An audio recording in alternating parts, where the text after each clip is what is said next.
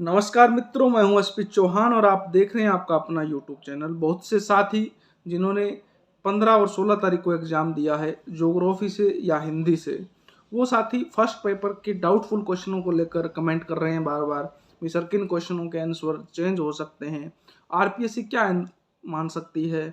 और तो दोस्तों, सबसे पहले तो ये भी डाउटफुल क्वेश्चनों के जो वीडियो हैं वो फाइनल आंसर की आने के बाद बनाए जाते हैं, क्योंकि उसी के बाद कंफर्म हो पाता है। अभी कोई कोचिंग सेंटर किसी को आंसर मान रहा है, कोई किसी को मान रहा है, तो अपने सिर्फ चर्चा करेंगे इस वीडियो के अंदर, लेकिन जो विधिवत रूप से वीडियो होगा वो फाइनल आंसर की आने के बाद होगा, जिससे कि आपको प्रूफ हम देंगे और आप उस पर आपत्ति लगा पाएंगे अगर ऐसा कोई क्वेश्चन, क्योंकि हो सकता है आपके लिए अब वो क्वेश्चन डाउटफुल नहीं हो, लेकिन जब फाइनल आंसर की आए तो फिर वो डाउटफुल बन जाए, क्योंकि आपके अकॉर्डिंग वो आंसर सही हो। तो कुछ ऐसे क्वेश्चनों के सिर्फ बारे में अपने सिर्फ इस वीडियो में चर्चा करेंगे। इसी के साथ ही बहुत से साथी ये भी कमेंट कर रहे थे, साहब नई जो लेक्चरर भर्ती है वो कब तक आएगी। तो ये बजट घोषणा के साथ या अभी कुछ दिन बाद जैसे ही इसकी आंसर की और रिजल्ट के बारे में चर्चा होगी, उसके बाद फाइनल हो जाएगा भी गवर्नमेंट नई वैकेंसी निकालती है या इसी वैकेंसी के अंदर पदों की संख्या को बढ़ाती है। ये संभावनाएं कम है भी इसी वैकेंसी में पद बढ़े, लेकिन कुछ भी हो सकता है। ये प्रजातंत्र है, यहाँ वोटिंग का दबाव कुछ भी करवा सकता है, इसलिए अभी भी कुछ भी कहना संभव नहीं है। लेकिन ज़्यादा संभावनाएं नई वैकेंसी की है और नई बजट सत्र में इसकी घोषणा हो जाएगी और इसी जुलाई अगस्त सितंबर में नेक्स्ट वाले में एग्जाम भी हो जाएगा चुनाव से पहले। अब की बार चुनाव भी थोड़े नवंबर दिसंबर के समथिंग है। तो अपनी तैयारी को जारी रखें। जो भी गवर्नमेंट जॉब कर्मचारी हैं जो लगातार तैयारी से जुड़े हुए हैं, तो वो सेट वगैरह की तैयारी कर सकते हैं, कॉलेज लेक्चरर की तैयारी कर सकते हैं, जिससे कि वो अपने सब्जेक्ट से बने रहेंगे। हाँ, जो अभी जिनके पास किसी भी प्रकार की जॉब नहीं है, तो वो इस फंडे में न पढ़ के अपनी नेक्स्ट जो अचीवमेंट है या जो नेक्स्ट लक्ष्य है वो सेकंड ग्रेड को बनाइए या ग्रेड थर्ड को बनाइए। जिनका रीट पास है तो वो यहाँ पर फोकस कीजिए, और जिनके पास फिलहाल जॉब है वो सेट कॉलेज लेक्चरर और स्कूल लेक्चरर पर फोकस कर सकते हैं। तो दोस्तों, अब बात करते हैं 15 तारीख का वो पेपर। मेरे पास दोनों पेपर फिलहाल मौजूद है। कुछ क्वेश्चनों के बारे में अपनी चर्चा करेंगे जो डाउटफुल मेरे को लग रहे हैं, जिनके आंसर अलग अलग कोचिंग सेंटर के अलग अलग बता रहे हैं, जिनमें कुछ भी चेंजेस हो सकता है। कन्फर्म मैं नहीं कहूँगा, लेकिन संभावनाएं ज़्यादा हैं जिनके अंदर। जैसे हिंदी के दो क्वेश्चन हैं। जैसे एक तो है जो इनमें से किस शब्द का हिंदी समानार्थक शब्द असंगत है, जिसके अंदर लगभग सभी कोचिंग सेंटर्स मेमोरेंडम मान रहे हैं, समर्ण पत्र मान रहे हैं, जबकि हिंदी की जो 9 से 12 की किताब लगती है उसके अंदर मेमोरेंडम को समर्ण पत्र ही माना गया है। एक पहले भी आरएएस के अंदर कोई क्वेश्चन भी आया था जिसमें इसको मेमोरेंडम को समर्ण पत्र माना गया था। तो ये क्वेश्चन ज़्यादा संभावनाएं हैं भी डिलीट हो सकता है। इसके अलावा एक संधि का क्वेश्चन आया जिसमें अभिषेक अभी प्लस सेक वाला है, इसको सभी सही मान रहे हैं, ये तो कन्फर्म ही है। लेकिन इसके बाद जो इसका फोर्थ ऑप्शन था किम प्लस चित कंचित, इसमें भी डाउटफुल है। तो ये क्वेश्चन हो सकता है ए और 4 दोनों आंसर मान लिए जाएं, या हो सकता है आरपीएससी पहले स्टेप में सिर्फ पहला ही माने और अपने को इसके डाउट देने पड़े। तो अगर इस ऐसी कोई नौबत आएगी तो अपनी इसकी डाउटफुल जो भी इसका प्रूफ होगा वो आप तक उपलब्ध करवा देंगे। आप टेलीग्राम को ज्वाइन कर लें, एसपी चौहान ऑफिशियल सर्च कर सकते हैं। आपको इस वीडियो के डिस्क्रिप्शन में भी लिंक मिल जाएगा टेलीग्राम का, वहां से भी आप ज्वाइन कर सकते हैं। इसके अलावा एक जो पॉलिटी का क्वेश्चन आया हुआ था जिसमें लोकसभा की सीटों के बारे में दिया हुआ था, जिसमें पहला ऑप्शन था लोकसभा की अधिकतम सदस्य संख्या 552 हो सकती है, जबकि ये गलत है। बहुत से साथी इसको सही बैठा रहे हैं भी अधिकतम दिया हुआ है। तो दोस्त, जब 2019-20 में अभी एक संशोधन हुआ है जिसके अंदर जो एंग्लो इंडियन की सीटें हैं उनको खत्म कर दिया गया, उनका आरक्षण खत्म कर दिया गया है। जब आरक्षण खत्म कर दिया, वो सीटें ही खत्म हो गई दो, तो 550 रहेगी ना, 552 अधिकतम कैसे हो? जब वो सीटें ही नहीं है तो अधिकतम 550 होगा। तो ये गलत है एक अकॉर्डिंग टू। वर्तमान में लोकसभा की सदस्य संख्या 542 है, इसमें भी डाउटफुल है। तो वो लालू प्रसाद जी की यूपी की जो सीट है उसको लेकर भी ये डाउटफुल क्वेश्चन है, ये भी गलत हो सकता है। और लोकसभा में राज्य जो के सदस्यों की संख्या 530 से अधिक नहीं हो सकती, ये सही है सी। और डी भी आरक्षण जो 131 है वो 83 और 48 दिया हुआ था, जबकि है 84 और 47, ये भी गलत है। यानी इसके अकॉर्डिंग सही देखें तो ओनली सी आ रहा है, जबकि ओनली सी का ऑप्शन कहीं पर भी नहीं है। तो ये क्वेश्चन डिलीट होने की संभावनाएं हैं। हाँ, हो सकता है पहले स्टेप में आरपीसी नहीं माने तो अपने को इसके प्रूफ देने पड़ेंगे और उससे ये क्वेश्चन डिलीट होने की संभावनाएं पूरी है। इसके अलावा कोई ऐसा क्वेश्चन मेरे को नहीं मिला जो डाउटफुल हो। एक क्वेश्चन बहुत से साथी इसको भी मान रहे हैं भी, राजस्थान की सबसे बड़ी नदी बेसिन कौन सी है, तो इसका आंसर अगर हरिमोहन सक्सेना के अकॉर्डिंग देखें तो बिल्कुल बनास ही है, इसमें कोई डाउट नहीं है, तो ये बनास ही होगा इसका आंसर। इसके अलावा कोई डाउटफुल क्वेश्चन नहीं है फर्स्ट पेपर के अंदर मेरे अकॉर्डिंग।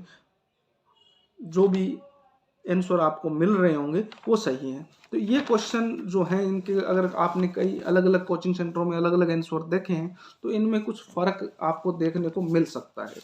अब बात करते हैं, बहुत से साथी ज्योग्राफी के हैं, जो ज्योग्राफी पेपर में कुछ डाउटफुल क्वेश्चन हैं उन पर भी राय मांग रहे हैं मेरे से, इन क्वेश्चनों के क्या हो सकते हैं। तो एक क्वेश्चन तो जो थॉर्नवेट वाला आया था जिसके अंदर जलवायु क्षेत्र को मिलान करना था, वो तो क्वेश्चन छपा ही गलत हुआ है, तो इसलिए वो तो डिलीट होगा कन्फर्म।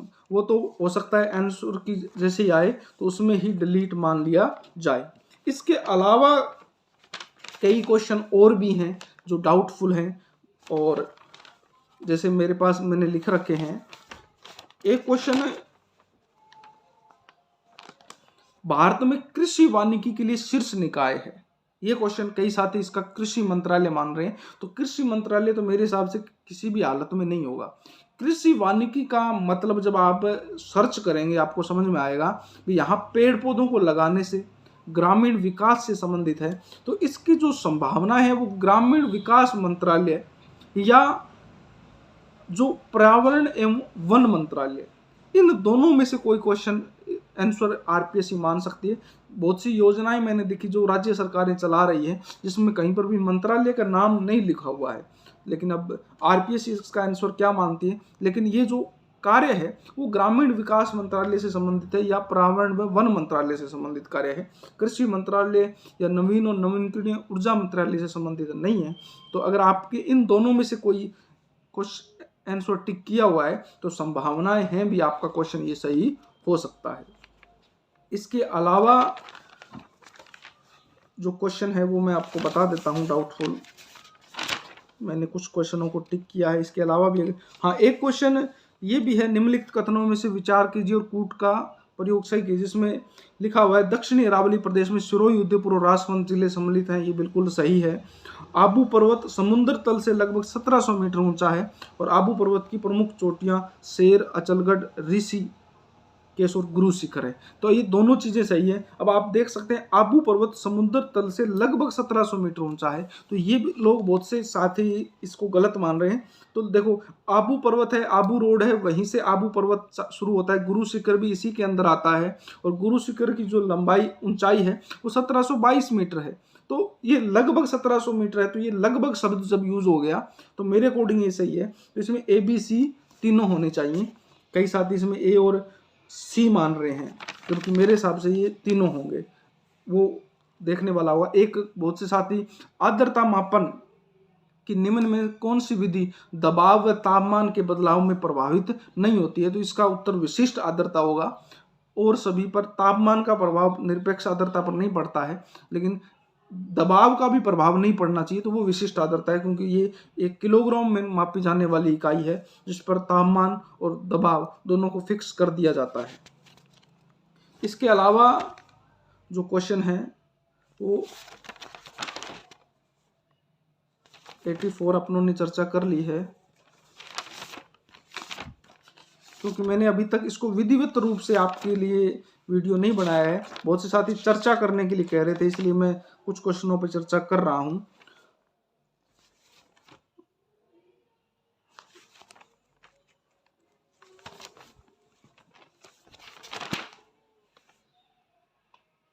एक मिश्रित कृषि से संबंधित बिंदुओं को नीचे दिए गए कूट से सही उत्तर का चयन कीजिए, जिसमें अधिकांशतः विश्व में के सर्वाधिक विकसित देशों में की जाती है, ये गलत है।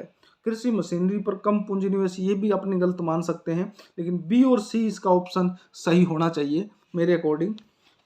और तो फाइनल आंसर की आने के बाद में पता चलेगा। इसके अलावा मेरे को अभी तक कोई डाउटफुल क्वेश्चन नहीं मिला जिससे कि अपने ये कह सकें भी हाँ ये क्वेश्चन डिलीट हो सकता है। इसके अलावा आरपीएससी की जब आंसर की आएगी तभी कंफर्म हो पाएगा कि किन क्वेश्चनों को आरपीएससी गलत आंसर मानती है या उनके अकॉर्डिंग वो सही है और अपने लिए वो गलत है। फिर डाउटफुल क्वेश्चनों पर एक विधिवत रूप से वीडियो आएगा और वहाँ पर आपको हम प्रूफ भी देने की कोशिश करेंगे, जिससे कि आप उन पर आपत्ति लगा सकते हैं और आपके आंसर को सही मनवा सकते हैं या डिलीट हो सकता है वो क्वेश्चन। तो ये था आज का वीडियो। आशा करता हूँ आज के वीडियो से आपको कुछ लाभ मिला होगा। और कट ऑफ के बारे में बहुत से साथी कह रहे हैं, तो कट ऑफ अनुमान से बहुत ज़्यादा कम रहने वाली है, आप सिर्फ इतना समझिए। और अगर आप सेफ स्कोर में हैं, अगर आपके 250-60 के बीच में ओबीसी जनरल बन रहे हैं, तो आप दौड़ में हैं मेरे अकॉर्डिंग, क्योंकि कहने को कुछ भी हो सकता है। जहां पीटीआई का रिजल्ट आया था तो वहां 230 की बातें हो रही थी, जबकि 184 में भी कैंडिडेट नहीं मिले। तो 2-4 कैंडिडेटों के नंबर होने से, मैंने अभी एक पिछला वीडियो डाला था जिसके अंदर मैंने 300 प्लस की बात कही थी, तो बहुत कम, आप उंगलियों पे गिन सकते हैं इतने के लोग मिले हैं और उनकी भी कोई प्रमाणिकता नहीं है भी उनके हैं, क्योंकि अपने सिर्फ कह देने से और जब उसका मिलान किया जाता है तो बहुत क्वेश्चनों के आंसरों में फर्क पड़ता है और 2-2, 4-4 क्वेश्चन भी गलत हो जाते हैं दोनों पेपर में, तो कैंडिडेट 20 नंबर तक लुढ़क जाता है और 20 नंबर कट ऑफ नीचे आ जाती है उनके अकॉर्डिंग। तो बहुत मायने रखता है फाइनल आंसर की और उसके बाद सही तथ्य। तो दोस्तों ये था आज का वीडियो, फिर मिलता हूँ एक नए वीडियो के साथ, तब तक जय हिंद, जय भारत।